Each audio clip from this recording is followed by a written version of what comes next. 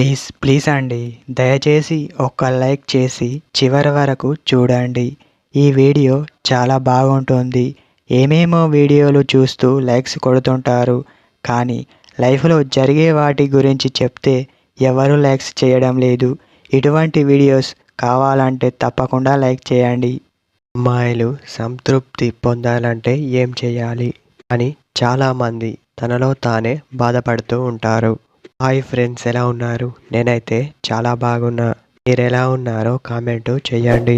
అమ్మాయి ఎప్పుడు కూడా సంతృప్తి పొందాలంటే మీరు చేయాల్సింది, తను ఎలాంటి పరిస్థితిలో ఉంది, ఈ టైంలో అడగడం కరెక్టా కాదా అనే డౌటు మీలో ఖచ్చితంగా మొదలు కావాలి.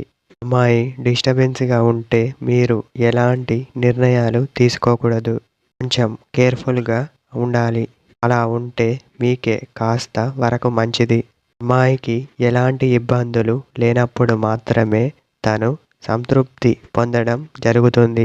తను డీప్గా ఆలోచించే టైంలో తనని డిస్టర్బ్ చేయకూడదు. మీరు గుర్తుపెట్టుకోవాలి. మీరు అమ్మాయికి కొన్ని నిర్ణయాలు వదిలేయడమే మంచిది అని చెప్పవచ్చు. ఎందుకంటే కేవలం మీ అవసరం కోసం మాత్రమే కాకుండా తన అవసరం ఏంటో కనుక్కోండి. అమ్మాయికి ఇష్టం లేకుండా చేస్తే తను అస్సలు సంతృప్తి అనేది పొందదు. అబ్బాయి చేయాల్సిన పని ఇదే. ఈ విషయాలు కాస్త అర్థం చేసుకోవడానికి ట్రై చేయండి.